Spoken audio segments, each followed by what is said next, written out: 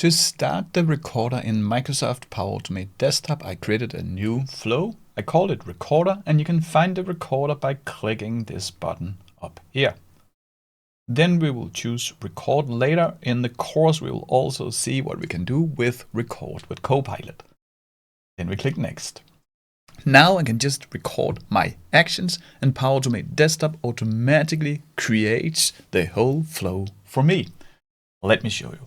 First, I want to open up a browser. And here I click the three dots up here, launch new browser, and then I choose my preferred browser. Here I'll go with Microsoft Edge. Feel free to choose Chrome or Firefox. Just remember that you need to have those browser extensions enabled. I choose Edge. This will open up the Edge window. Let me just move it a little bit over here. Now when I click record, it will record everything. So I do like this. Then I need to navigate to a URL. This URL I have in my clipboard. You will find this URL in the lesson files, which we downloaded earlier. So since this is not a part of the automation, you only have to click deny or allow all once. Then we can also pause the automation. If I pause it over here, you can see that we have a few actions. We launch a web browser, we populated a field, this field up here, and we picked the enter. Now I paused it.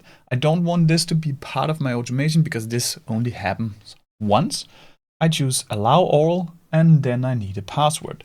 This password is also included in the lesson files in the description below.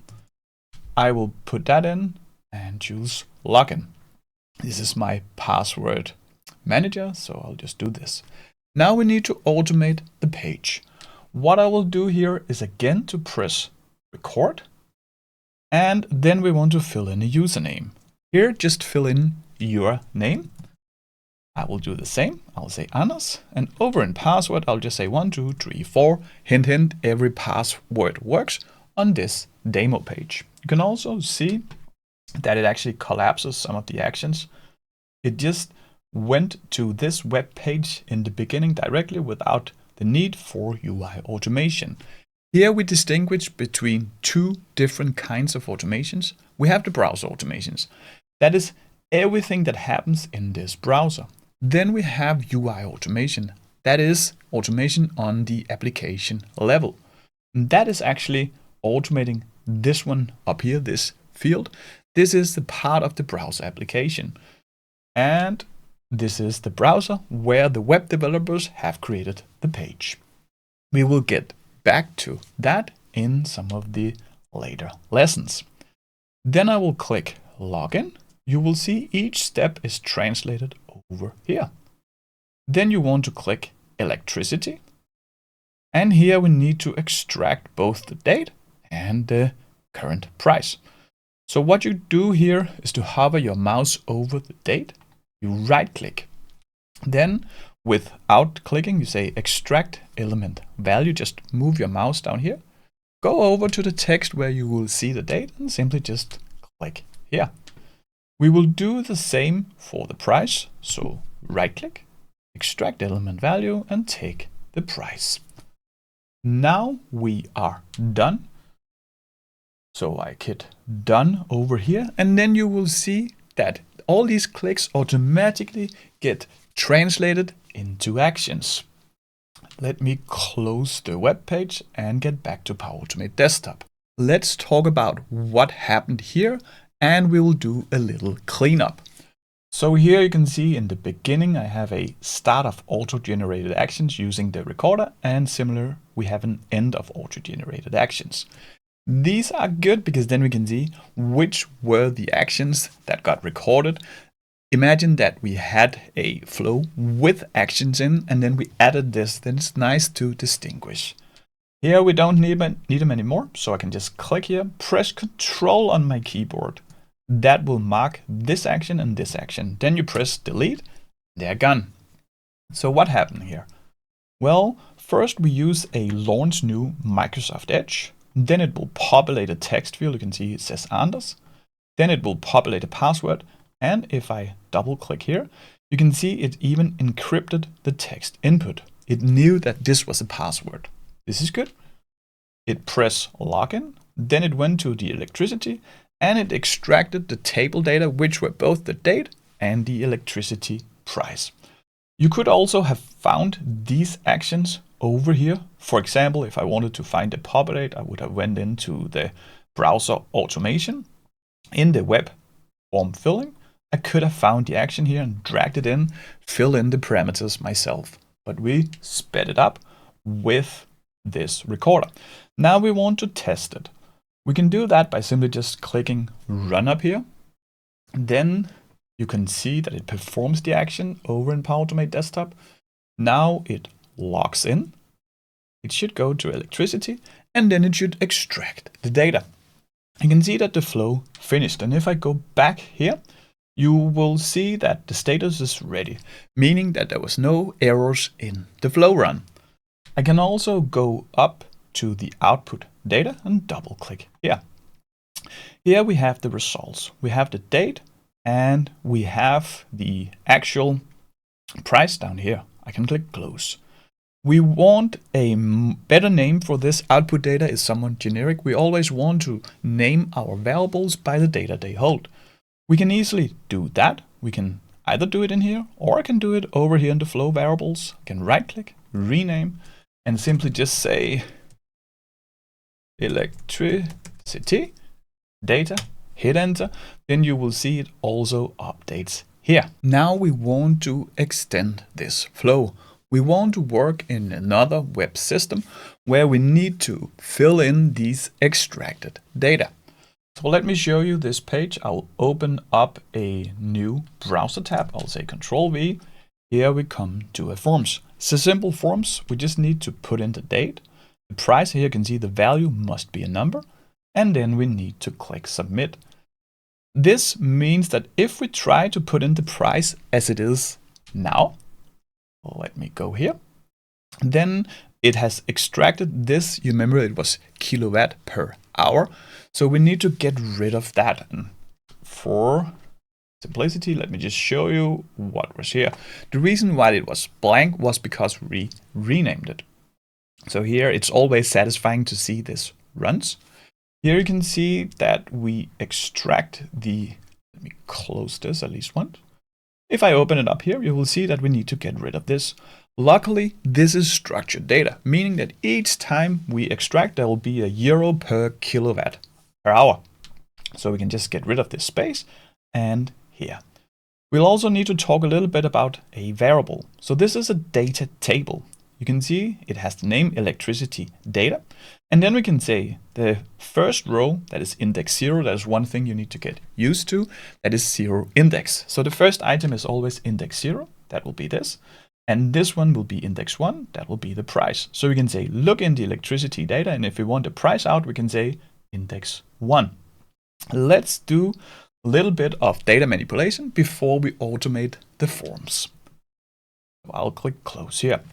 We will do this manually, so here we need to specify a few logic actions. Find a crop text. All these actions we will get back to in the coming lessons. I'll drag in a crop text. Drag it down here. I want to work within the electricity data table, so I click here and then I can double click the electricity data. Then we also want the second row, and that was index 1. So I made a hard bracket, then I'll say 1 and a hard bracket end. So this is the row that I want to work in. This is just a single column here. Then I want to say get text before the specified flag. So what should I look behind? That will be a space, a euro sign, then a / KWH. Like this. Then we get the number. Then I can also go down here to variables produced, like this. First of all, there will be a true false indicator. This variable is flag found. So that is, could it find this flag? We will not use this. We will just need the crop text. That will be the text that got extracted, which will be without the space and the euro sign. Let's also rename this. We will make this a habit. Let's call this price. We can hit save. Again, we can go test it. Can we extract the price as we want it as a number so we can use it? Here you will see it runs. It's always good to test your flows while you work in it. Then we can see everything works. Then let me close this. If I go to the price, you will see that we are now able to extract the price, which is good.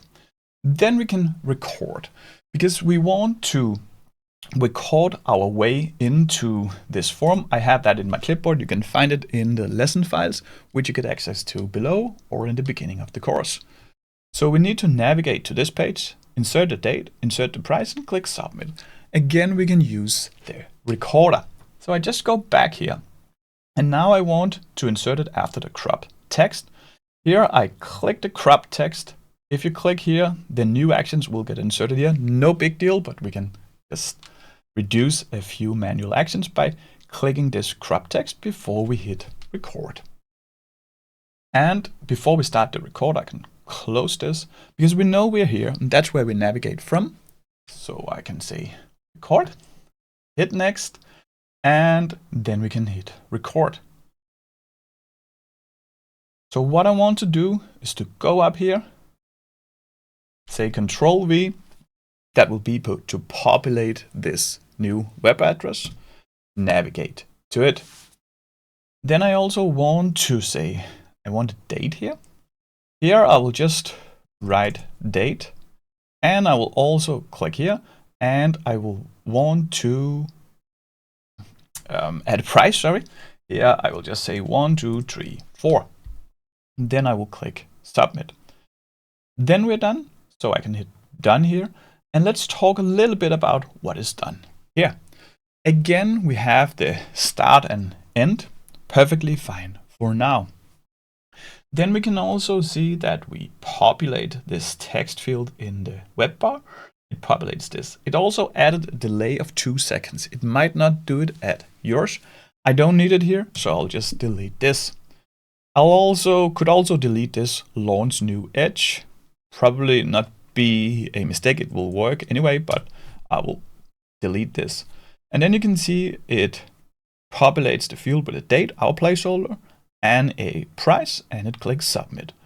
Then you can also delete this. So press the first, press Control, and hit delete. So this is probably working. We just need to replace these 2 placeholders. The price is easy because we created a variable for this. Here you can just open up the second populate text field on web page. And instead of this, click this X and double click the price. Now we inserted our variable. We could create a variable for the date, or we could just we used electricity data 1. We could just use electricity data 0 because this is the first row. So here, let us delete the date, electricity data, hard bracket start, 0, hard bracket end. Then we can click save. Remember to save your flow, and let's see that it actually works. So we will close down all our browsers. Now we have an entire flow here. This is exciting because then we can see all the steps works, that we can log into the page, we can extract the data, and we can even manipulate data. And then we can press submit. Let's get this flow running. It will open up the page. It will log in here automatically. It should click electricity, extract the data. Then it should navigate to the Microsoft Forms. It's here. Fill in the date, the price, and click submit. Congratulations. Here we could also have a close web browser if we wanted that. More on that in the web automation chapter. So this is the flow, and the next Power Automate desktop lesson is right here. See you there.